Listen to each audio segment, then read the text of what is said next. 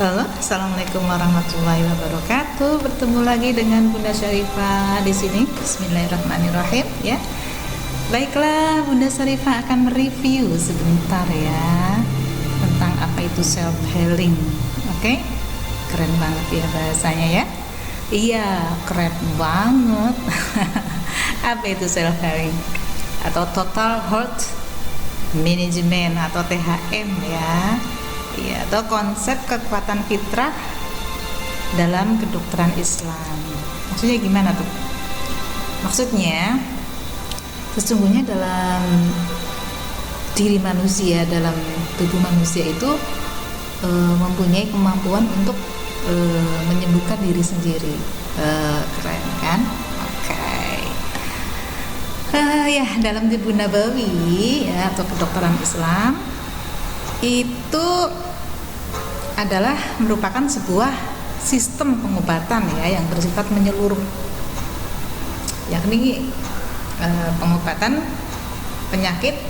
Jadi tidak hanya dari aspek fisiknya saja atau jasmaninya saja, tetapi juga dari aspek spiritualnya, mentalnya, emosinya, itu juga itu terangkum semuanya ya. Nah, ini dalam kuliah Herbati Nabawi yang disebut dengan konsep kekuatan fitrah ya. Jadi istilah ini dikenal sebagai istilah THM atau Total Health Management, di mana tujuannya ialah mengembalikan kekuatan fitrah agar tubuh dapat mengobati dirinya sendiri melalui proses kimia tubuh yang sangat kompleks, ya kan? Oke, ya.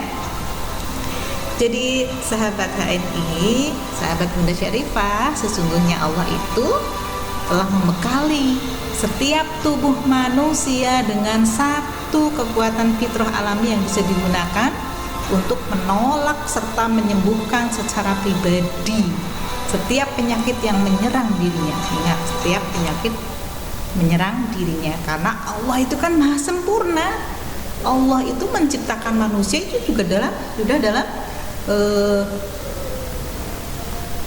sudah dalam perhitungannya lah, masya Allah sekali ya. Kenapa di lubang hidung ada rambut, kenapa ada bulu mata, kenapa ada alis? Ini semuanya mempunyai makna, semuanya mempunyai fungsi ya. Jadi segala sesuatu yang Allah ciptakan di dalam tubuh ini tidaklah itu sia-sia atau hanya sebagai pemanis belaka, tidak, pasti tentu karena ada fungsinya. Oke? Nah, ini yang akan kita gali ya. Kekuatan tersebut dalam dunia kedokteran ya, apa yang telah diberikan oleh Allah Subhanahu wa taala kepada kita itu dikenal dengan sistem imunitas atau daya tahan tubuh ya. Itu berfungsi menghalau masuknya berbagai penyakit yang datang dari luar tubuh, baik itu yang berupa bakteri, virus maupun patogen luar, begitu. Kekuatan fitrah atau imunitas tubuh itu ditentukan oleh 4 aspek ya sahabat ya. Apa saja kah? Yaitu spiritualnya, agamanya ya, mentalnya, emosinya, juga fisiknya. Oke.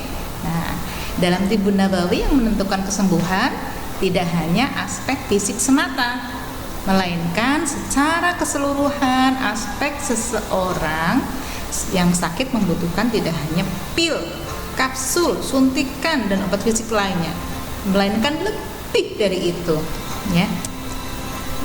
Ya, apakah itu? Yang pertama tadi dikatakan spiritual ya, sahabat ya. Spiritual di sini apa? Spiritual di sini merupakan sesuatu yang berkaitan dengan kalbu, kejiwaan dan perasaan, rasa dekat dengan Allah sebagai yang maha menciptakan. Ingat, ketika sakit biasanya baru kita ingat, ya Allah, yang Engkau yang menyembuhkan. Jadi ingat segala sesuatu yang tidak sempat kita pikirkan ketika kita sehat, betul tidak? Ya, hal ini biasanya apa apa yang kita pelajari saat kita sakit? Tentang nilai apa? Tentang nilai keikhlasan. Ikhlas tidak kita menerima sakit ini, kepasrahan, pasrah tidak. Memang ini sudah sedang diuji sakit sama Allah, suruh bagaimana lagi gitu. Pasrahnya di situ maksudnya itu menerima bahwa kita memang sedang disuruh istirahat seperti itu ya. Dan ingat, kita juga harus disuruh berprasangka yang baik, emosinya dijaga. Oh iya, memang tubuhku ini sedang disuruh istirahat, maka kita harus husnuzon terus kepada Allah, berbanyak istighfar, astagfirullahaladzim. Kemarin ketika saya sehat seperti itu tidak ingat Engkau ya Allah, ketika sakit sekarang ini adalah waktu untuk memperbanyak zikir dan istighfar seperti itu ya. Nah, ketika kita sudah berprasangka baik ya atas segala ketentuan Allah, perasaan inilah nanti yang akan melahirkan ketenangan, kesabaran, ketabahan, dan optimismenya meningkat tinggi terhadap kesembuhan penyakit yang sedang dideritanya, sehingga akan semakin menguatkan kekuatan fitrahnya. Rasulullah menganjurkan untuk mengingatkan kepada orang yang sakit agar selalu memiliki harapan yang tinggi akan kesembuhannya ya. Jadi jika spiritual seseorangnya itu baik, maka imunitasnya juga akan membaik, akan menguat dan akan meningkat. Gitu sahabat. Nah, kemudian aspek yang kedua adalah aspek mental ya. Aspek mental ini berkaitan dengan pikiran, manajemen pikiran, cara seseorang menyikapi sebelumnya mana nih? Ya, ini menyikapi suatu masalah yang sedang dialami. Banyak orang yang sedang sakit tidak berpikir positif ya, negatif pikirannya, berprasangkanya yang buruk-buruk pada Allah, suudzon terus gitu ya. Kenapa Allah kejam, kenapa Allah seperti ini, seperti itu ya, tidak sayang sama aku gitu ya. Justru sebenarnya sayang loh ya, karena kita itu biasanya bepergian 12 jam bepergian keluar rumah, ini sedang disuruh istirahat di rumah. Sayang kan? Ayo, jahatnya di sebelah mananya? Ya, iya. Jadi dikasih penyakit ini juga merupakan bentuk kasih sayang dari Allah ya. Mereka selalu memikirkan yang hilang daripada melihat kebaikan yang masih ada. Itu untuk orang-orang yang suudzon. Oke? Seharusnya husnuzon saja. Memang sedang disuruh istirahat gitu aja ya. Agar selalu memiliki mental yang baik bagaimana? Yaitu dengan selalu mengedepankan keyakinan pada qada ya, pada ketetapan Allah dan qadar ya. Qada dan qadar ya, ketentuan Allah yang sangat tinggi, itu harus tinggi kita. Terutama saat tidak sesuai dengan kehendak kita. Saat tidak sesuai dengan kehendak kita, dengan pikiran kita, itu akan mengakibatkan kita kalau kita selalu ya kita sih inginnya sehat terus gitu ya, tetapi kan memang tubuh kita ini memang sudah tersetting oleh Allah, memang sesekali harus mengalami sakit itu loh ya. Sesekali harus mengalami sakit agar apa? Agar satu, muncul rasa syukur kita. Oh ya, dikala sehat nanti kita akan lebih bersyukur. Iya, seperti itu. Mentalitas yang baik akan sangat berperan dalam menentukan imunitas tubuh, ya kan? Nah, jika mental ini sudah tertanam dengan baik, ini yang akan menentukan imunitas tubuh seseorang baik atau tidak. Dan aspek emosi yang ketiga ya, ini juga berkaitan dengan perasaan yang dirasakan saat menghadapi suatu kejadian. Emosi juga berkaitan dengan pengendalian hawa nafsu. Salah satu obat yang terbaik untuk mengendalikan emosi itu berpuasa, berzikir. Iya. Ketika kita sakit biasanya terkurangi kan rasa rasa ingin makannya kita. Iya, jadi untuk puasa, untuk berzikir, diperbanyak zikir gitu ya.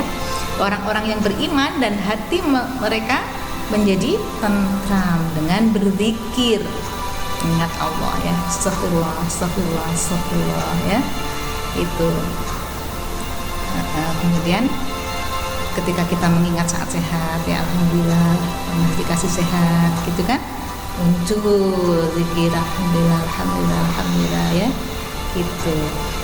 Ketika kita agak baik sedikit ya, subhanallah ya, masya Allah, subhanallah, subhanallah gitu dong ya. Apalagi dalam surat Ar-Ra'd ya ayat 28 dikatakan, ingatlah hanya dengan mengingat Allah hati akan menjadi tentram gitu. Jadi perbanyak zikir ya, hatta walaupun sekarang sehat ya apalagi sehat, sedang sakit saja disuruh zikir. Ketika sehat, alhamdulillah berbanyak zikir, alhamdulillah ya. Ketidakseimbangan emosi memiliki peranan besar ya, yang menyebabkan ketidakseimbangan hormon dalam tubuh manusia. Kok bisa dong ya? Kan ketika kita marah-marah nih ya, ketika kita sedang marah-marah ke orang, itu membutuhkan energi yang sangat besar. Ketika kita membutuhkan energi yang sangat besar, otomatis dia akan menyerap energi yang ada di dalam tubuh. Vitamin-vitamin kita juga akan ikut terserap keluar. Nah, karena sudah terserap ketika kita sedang marah, itu maka kondisi tubuh kita akan drop, turun karena kekurangan itu vitamin itu. Begitu ya. Jadi ingat, ketidakseimbangan emosi akan berpengaruh juga menyebabkan kita tubuhnya rentan gampang sakit gitu loh. Yang keempat adalah aspek fisik. Fisik tubuh manusia ini disusun oleh jaringan yang halus dan lembut ya. Penggunaan bahan kimia sintetis dan penumpukan racun itu menjadikan tubuh menghadapi tekanan yang berat. Lambat laun dapat menyebabkan kerusakan organ tubuh.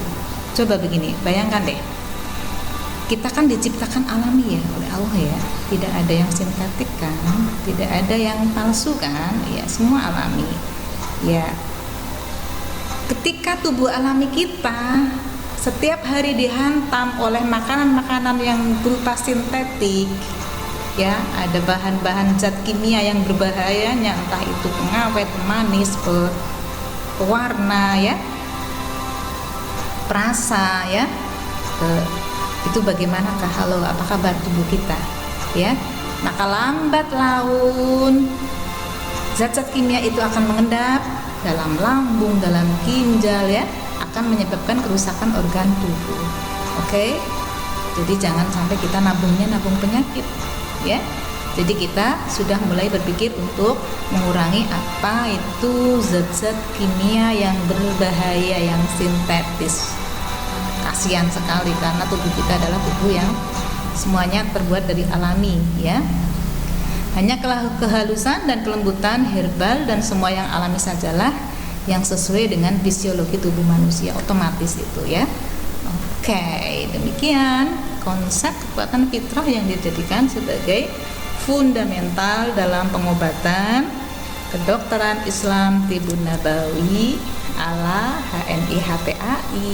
Oke, sampai jumpa di KHT yang pertama bagian yang ketiga, yaitu cara Tibun Nabawi dalam kedokteran Islam. Seru banget ya. Iya, seru banget. Oke, see you next time ya. Subhanakallahumma wa bihamdika asyhadu an la ilaha illa anta astaghfiruka wa atubu ilaik. Assalamualaikum warahmatullahi wabarakatuh.